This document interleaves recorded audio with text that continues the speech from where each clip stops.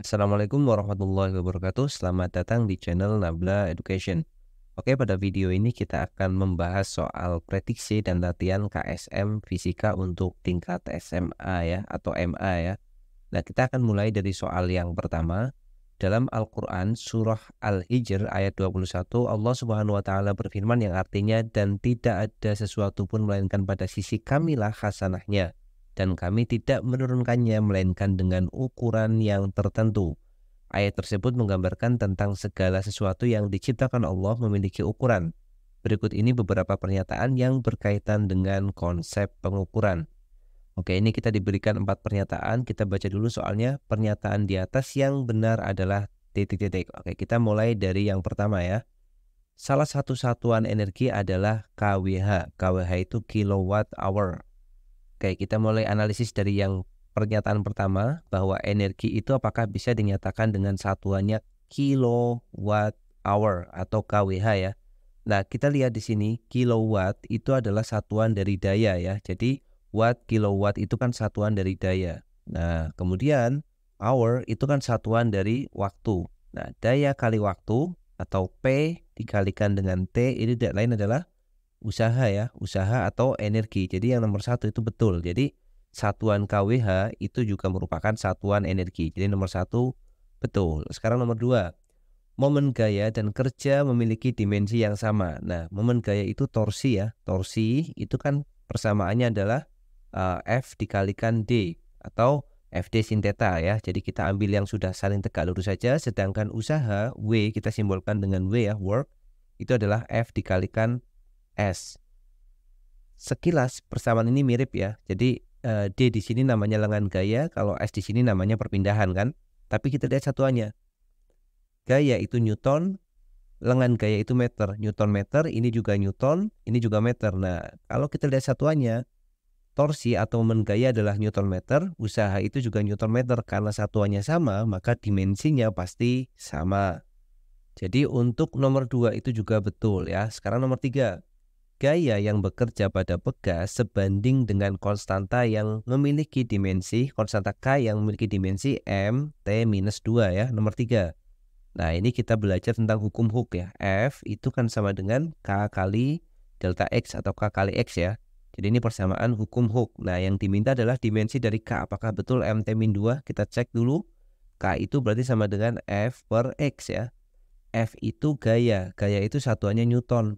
Dibagi dengan X itu meter. Newton per meter. Nah, Newton itu sendiri kalau kita nyatakan dalam satuan pokok ya. Satuan dari besaran pokok itu kan kilogram. Kemudian meter, sekon pangkat min 2 ya. Newton itu kilogram, meter, sekon min 2 dibagi dengan meter. Berarti meternya kan habis. Jadi kilogram, sekon min 2. Kilogram itu dimensinya M, massa. Sekon itu waktu, dimensinya T. Jadi MT minus 2. Ternyata dimensinya K itu adalah MT minus 2. Dan nomor 3 juga betul. Kemudian yang terakhir, kita cek untuk nomor 4. Energi potensial gravitasi memiliki sebanding dengan besaran yang memiliki dimensi L2 T-2. Nah, kita cek ya, energi potensial gravitasi itu kan persamaannya kan massa dikalikan gravitasi dikalikan ketinggian ya. Jadi di sini kita bisa melihat bahwa energi potensial itu sebanding dengan massa. Jadi massa itu dimensinya M. Energi potensial sebanding dengan gravitasi. Gravitasi itu dimensinya adalah L T-2 ya, meter per second kuadrat. Ini sama dengan meter second min 2 kan kalau dalam satuan. Kemudian ketinggian itu dimensinya L. Artinya energi potensial gravitasi itu sebanding dengan massa, sebanding dengan percepatan gravitasi yang dimensinya adalah LT-2 dan sebanding dengan ketinggian yang dimensinya adalah L. Di sini disebutkan bahwa energi potensial gravitasi sebanding dengan besaran yang memiliki L2 T-2. Nah, kita lihat di sini nggak ada L2 ya. Adanya L T-2 yang di sini. Berarti yang nomor 4 tuh pernyataannya salah ya. Berarti kalau seperti ini, kita bisa jawab untuk soal ini, pernyataan yang benar adalah nomor 1, 2, dan 3. Maka jawabannya adalah A. Ya, seperti itu. Oke, kita lanjutkan soal berikutnya. Berikut ini adalah gambar rangkaian lampu yang akan dipasang di tenda jamaah haji ya. Di sini ada rangkaian lampunya, ada lampu 1, lampu 2, lampu 3 ya. Kemudian lampu 3 L3 akan dipasang di bagian depan tenda, lampu 1 dan lampu 2 akan dipasang di bagian belakang sebelah kiri dan kanan. Jika hambatan tiap lampu itu sama, oke, artinya lampu ini identik karena memiliki hambatan yang sama ya. Jadi kalau hambatan lampunya sama, berarti lampunya identik, maka karakteristik nyala lampu 3 adalah titik-titik. Nah, kita akan melakukan analisis rangkaian ini. Nah, untuk mempermudah ya, jadi ini bisa teman-teman lakukan kalau menemukan soal yang tipenya seperti ini. Cara yang paling mudah itu kita kasih aja dia angka ya, yang penting kan hambatannya sama. Nanti kita akan lihat karakteristiknya. Sebenarnya bisa juga nggak usah dikasih angka, menggunakan R gitu, tapi nanti akan muncul variabel. Nah, cara paling gampang itu kita kasih angka aja. Misalkan ya, lampu ini kita kasih angka misalkan 30 ohm. Di sini lampu 2, lampu 1 juga 30 ohm, maka lampu 3 juga harus 30 ohm ya. Kemudian di sini kita kasih tegangannya misal aja 60 volt ya untuk memudahkan. Nah, maka rangkaian ini bisa kita gambar ya. Jadi dalam bentuk hambatan biasa seperti ini, yang di atas itu 30 ohm, lampunya itu sendiri. Kemudian yang di bawah dia akan ada lampu 30 ohm ditambah 30 ohm ya. Karena ini susunannya seri kan. Nah, karena ini susunnya seri, kita langsung jadiin satu aja dia, berarti yang bawah nanti akan menjadi 60 ohm. Jadi ini teman-teman harus sudah tahu rangkaian seri dan paralel ya. Di sini pastinya 60 ohm. Jadi sekali lagi saya ulangi, kenapa dikasih angka 30? Ya ini angkanya bebas saja. Teman-teman bisa pilih aja angka yang disukai ya, yang penting sama gitu. Kemudian kita hubungkan dengan hambatan, dengan tegangan yang nilainya 60 volt. Nah, langkah pertama yang kita lakukan itu adalah mencari dulu arusnya ya, mencari arusnya. Jadi untuk mencari arus kita perlu tegangan hambatan pengganti dari ini. Ini kan disusun paralel ya. Jadi ini rangkaiannya paralel, kita bisa cari hambatan penggantinya. Jadi kita pakai 1/R total karena ini sudah rangkaian terakhir ya, sama dengan 1/30 ditambah dengan 1/60. Kita samakan penyebutnya jadinya 60, di sini 2 ditambah 1. Jadi sama dengan 3/60. Atau R totalnya itu sama dengan 60/3 ya. Saya tulis RT di sini, R total itu 60/3, jadi 20 ohm. Nah, itu kenapa sebabnya saya pilih angka 30 ya, supaya menghasilkan nilai yang mudah atau angka yang bagus gitu ya.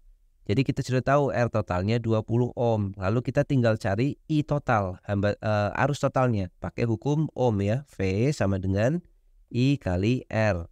V-nya adalah 60 sama dengan I dikali R-nya adalah 20, R totalnya. Jadi jelas bahwa nilai I-nya itu pasti sama dengan 3 ampere ya. 60 dibagi 20 kan. Artinya 3 ampere itu arus yang lewat sini. Ini 3 ampere ya. Di sini mengalir 3 ampere, kemudian di sini juga mengalir 3 ampere. Kemudian nanti pecah jadi 2. Nah, yang atas dan bawah itu bukan 3 ampere, kita akan cari nanti. Nah, kemudian keluar lagi di sini 3 ampere dan seterusnya ya.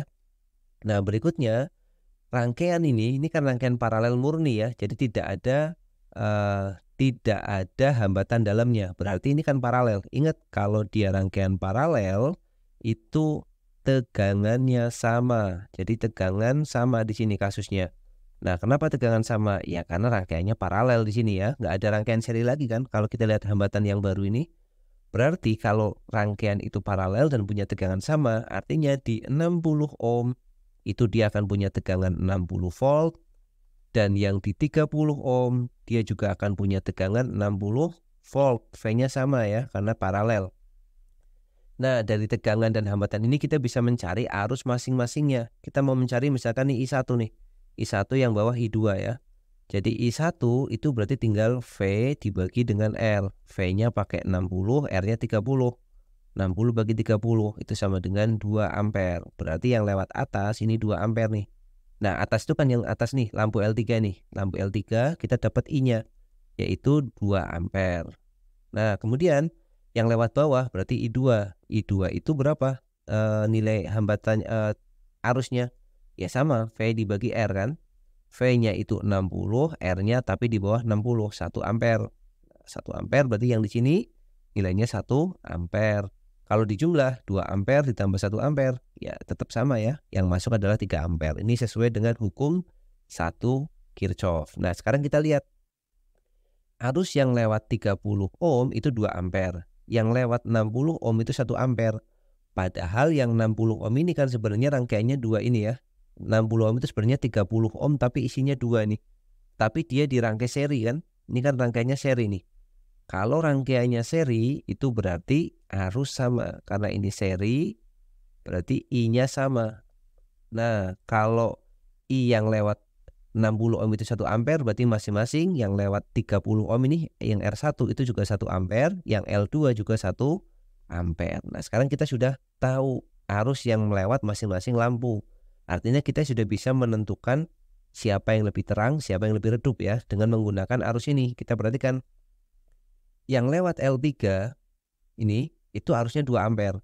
Yang lewat L1 dan L2 itu arusnya sama, yaitu 1 ampere. Artinya L1 sama dengan L2, yaitu 1 ampere. Ya, berarti nyalanya sama. Karena sama-sama 1 ampere berarti nyala sama untuk L1 dan L2. Sekarang L3 itu berarti 2 ampere. Kalau 2 ampere maka dia lebih terang kan? Jadi dia lebih terang daripada L1 dan L2. Kita cari jawaban ini ya. Lampu 3 menyala paling redup, itu salah. Lampu 3 menyala paling terang. Nah, ini sudah ketemu jawabannya ya, yang C berarti kan. Tapi kita cek jawaban yang lain. Lampu 3 menyala sama terangnya dengan lampu yang lain. Nah, jelas salah, ini juga pasti salah. Kemudian yang A, lampu 3 tegangannya paling kecil. Nah, kita cek tuh, lampu 3 itu punya tegangan 60 volt. Ya kan? Sedangkan lampu 1 tegangannya berapa ini? Tegangannya kita bisa hitung satu-satu. Lampu 1 30 kali 1 kan, berarti 30 volt.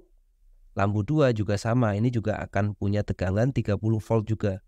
Jadi lampu 1 dan lampu 2 tegangannya sama, yaitu 30 volt. Lampu 3 tegangannya 2 dikali 30, jadi 60 volt di sini ya.